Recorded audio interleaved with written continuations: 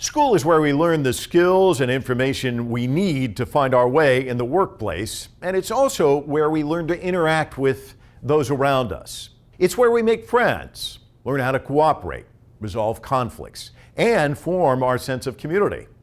I spoke with Yazid Jackson, an educator working to help youth navigate these turbulent times.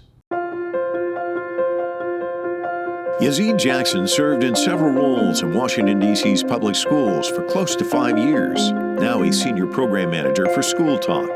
That's a nonprofit that advocates for restorative justice in schools in an effort to help marginalized and isolated young people avoid expulsion or other outdated and rigid disciplinary policies. Yazid has spent 14 years teaching teens, encouraging them to learn from their mistakes. He works with students who would normally be left behind in the current educational system. He utilizes creativity, community, and mentorship to help those students flourish and succeed. So talk to us about your, personal journey through education and how you arrived here. Yeah, appreciate the question. One, I never thought that I would work in education. I told myself at high school I hated kids, I didn't want to be around them. And I'm the youngest. I'm the youngest boy. I have four brothers, 3 sisters. So I was the baby for a very long time. And my sister came around. She was great, but I knew I didn't want to be around little people. At least I thought I did. However, in my educational journey, I speak with adults about it now. I probably can only remember 5 teachers. I did not have a very impactful educational experience until I got to college. I didn't have a black male teacher ever in my life. I had a principal at one point in elementary school, but as I was, working through sports, realized that there wasn't many people that looked like me in the space of education. When I got to college and I felt it was Anthropology 101. My freshman year, I had an African-American male teacher, and his tone, his voice, his delivery really spoke to me. And I'm like, wow, this seems pretty cool. Dropped it. I was actually going to school for sports medicine at the time, so I wanted to work with sports and training and things of that nature. No, never thought I would be here, even in this particular space, X amount of years later. But the journey that I've been on is one, making sure that I'm a viable representation of my community.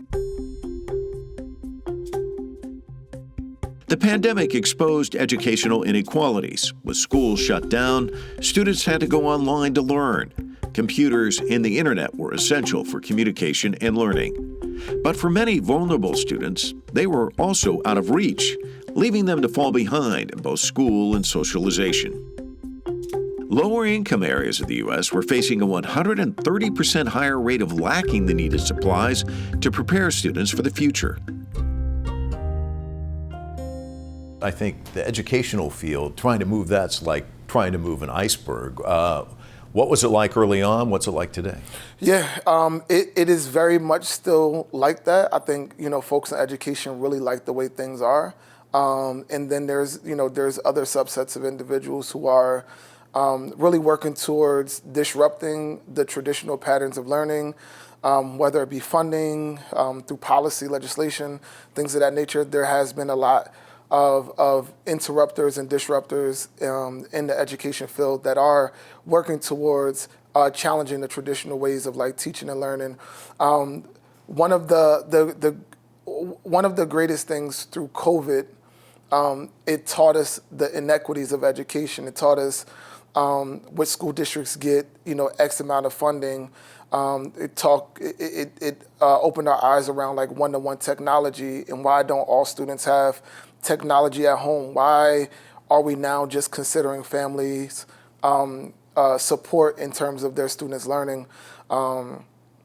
So that timing really allowed us to, reimagine what is actually school? What are some of the needs? Have we ignored these needs for X amount of time?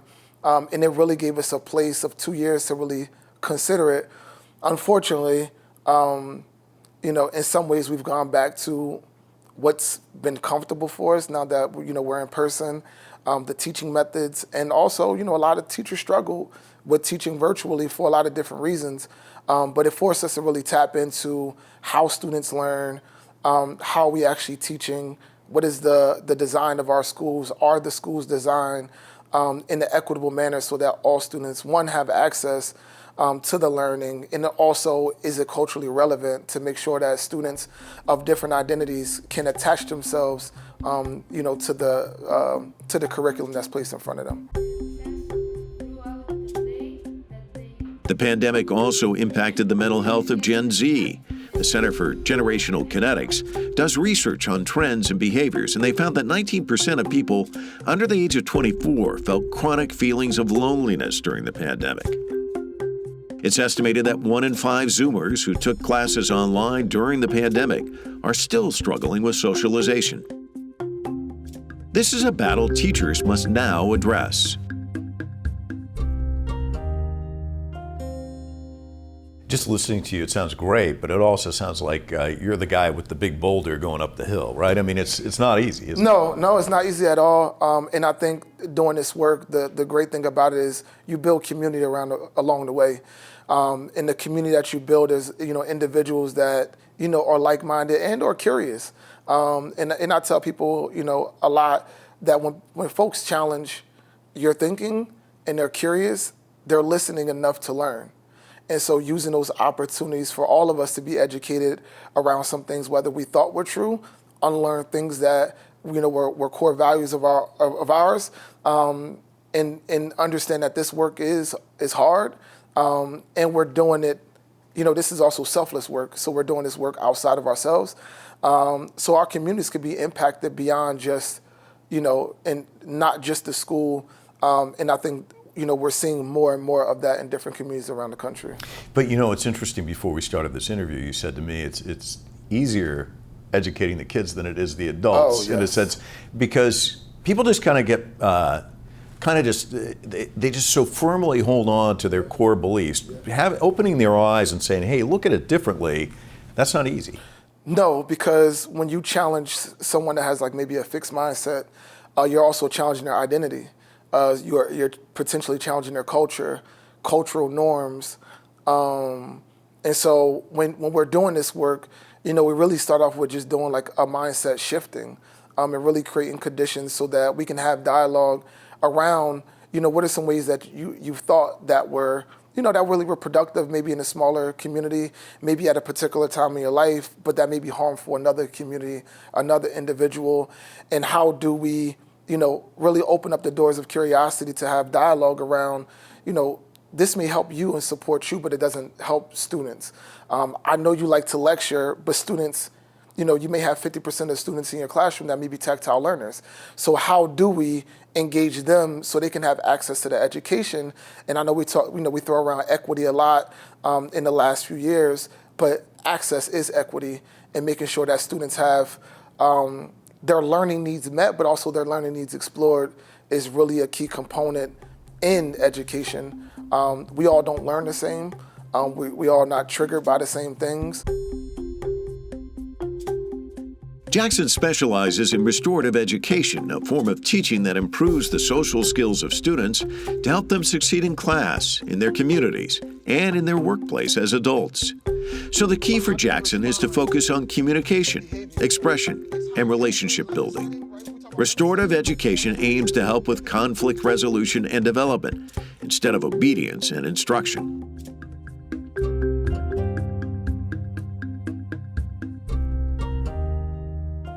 I was watching a video where you see these kids kind of sitting in a circle and the teacher kind of facilitating, but the kids get a chance to really talk. And it was so interesting because there's sound bites with these kids saying, I was really mad at this guy, but I didn't have any idea what he was going through in his life and why he was coming and acting out that way. And it's kind of, it's not just education in terms of you're looking at your notebooks and filling out. It's another form of education, which when you think about it, long term, when you look at your life trajectory, it's really, really valuable. Yeah, these are not only life skills, they're social skills, and in the communities that I've served in the 18 years or so in education, I've dealt with a very marginalized group of young people that some of these skills, if they don't have them, they're not going to live very long. Some of these are conflict resolution. Some of these are communication skills. These are, practicing empathy and compassion, based on the example that you gave. And it's also given language to be able to have a voice in different spaces. Traditionally, we learn two emotions, happy, sad, or angry, and not the host of emotions that come within the continuum or the sphere of our feelings. So, and being able to understand and identify our feelings will allow you to be able to communicate a little bit differently if you're noticing, sensations or you're noticing some emotions in your body. Now you're able to communicate it in a way that's not just out of anger, because we don't function out of those two spaces very often within the day. And I ask, individuals, how many minutes were you happy today? Like, happiness is a very short window. Anger is a very short window as well. But disappointment may be hours. Guilt might be days. Abandonment might be years. And these are some of the things that our young people and adults are also grappling with as they're trying to kind of teach some of these strategies and really invite some of these practices within their classroom. Yeah, and depression too. I mean. That's huge too. Depression, right? and statistics are showing that our students are depressed at a earlier age than we've seen in the past. Post pandemic, post COVID, we're also seeing higher rates of young people, suffering from depression and anxiety for a lot of reasons, of whether it's isolation, whether it's family dynamics, whether is deep-rooted trauma, violence, secondary trauma, education despair, food despair. So there's multiple reasons, why we're seeing this at a younger age, and young folks are exposed to more, also because of the internet. So they're also invited to some aspects of life that maybe we wouldn't have that accessibility to, years ago. So we have to understand. Jackson knows it's needed. 19% of adolescents in the United States suffer from a behavioral or emotional disorder, according to the U.S. National Institutes of Health. Current laws mean that problematic teens are given a second chance through restorative education, helping those most at risk to find a place within their community. But not all policymakers agree with this strategy. They claim this method harms the education of others, which has sparked a debate on how we teach our children. The governor of Nevada recently pushed back against restorative education measures. I'm sure you know this. He said one of the reasons was the schools were having a hard time responding to escalating violence. What would be your response to him if you could spend a little bit of time trying to explain it to him? Yeah, escalating violence seems like we would have to have harsher punishments. And I think we've seen nationally, violence has been increasing nationally for the last 30 years. And building more prisons haven't stopped violence. So what I would say back is, I don't think our judiciary system has, slowed down because we've built more jails or we've modified laws and legislation. We're missing a key component in this work, and it's looking at the whole individual and operating from not a statistical standpoint or just through law and legislation and policy, but also looking at the human beings. And, DC has, we're dealing with violence in pretty much every major city, especially, increases post-COVID and post-pandemic. And, that may be a conversation for another day and, go into all those aspects. But it's about valuing the human regardless if they're the victim or the offender, and increased violence and increased incidents of harm. And to me, increased punishment doesn't fix it. Increased care could and will, We have a lot of, evaluation around and research and statistics around what does engagement look like, what does community look like, and then are we getting to the root? So a part of this work is also getting to the root cause of some of this behavior. What are the antecedent behavior? What has been the resources? Have we identified resources? Have we misdiagnosed? Have we overdiagnosed in certain situations? Have we provided the right people? How are we hiring? Are we hiring individuals that have these particular skill sets to work with individuals that may have been involved in incidents of harm and or violence? So I would ask back in the response, what has been done, what has been unsuccessful, have you considered? If I had an opportunity to speak with that individual. And these are conversations that we're constantly asking, even in communities where they're in agreement. And those conversations still happen around this work. And this work isn't, you said monolithic. Like this work is layered, and our communities change, our environment changes. So it's constantly really looking at it, and then it's also looking at accountability in a different way of not looking at accountability just through a power dynamic, but looking at accountability through practicing and having self and social awareness around, yes, I did commit that. Yes, I did harm.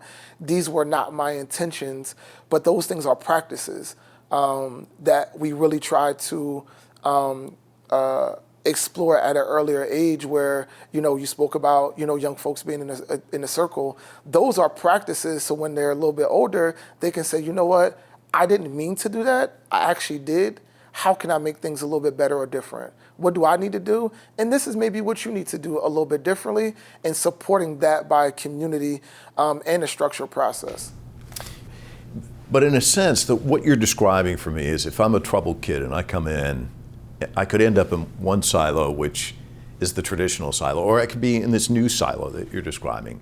And I get the sense that if I'm in the one silo and I'm troubled and I'm dealing with suspensions and detention, I could either, in this one, I could probably end up at Penn State. This one, I'm probably going to end up in the state pen. I mean, the difference is night and day. Absolutely. And I ask, school leaders, and we have conversations around, if a student doesn't have the skills, what is a loan going to help them with? If I don't have that skill, me being alone is not going to help me. But me having community can. I too have made that mistake when I was your age. Even though you made that mistake, you do have value, you do have purpose, you do have vision. And what we're trying to get away from is the exclusionary discipline.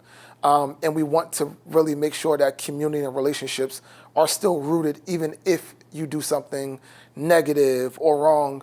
And it's also identifying, like what's troubled. You know what I mean? Like we're all kind of troubled. I think people close to us will never call us perfect. And understanding that there are levels of trauma that may impact behavior. And then now we know how to provide support based on maybe what some of your challenges may be, so that you can, we can kind of wrap our arms around you and support you while you're still responsible for your own behavior. And we're going to walk with you alongside of you and not exile you when you do something that doesn't really fit this particular community. And we want to make sure that we kind of wrap our arms around adults and young people to make sure that even while they're going to make errors and mistakes, that they still have a community that's going to support them through it. Here in the nation's capital, 1 in 4 children will not graduate from high school. Though this number has gone down substantially over the decades, this means that there is still much more work to be done on the ground, with role models like Yazid looking to make a difference.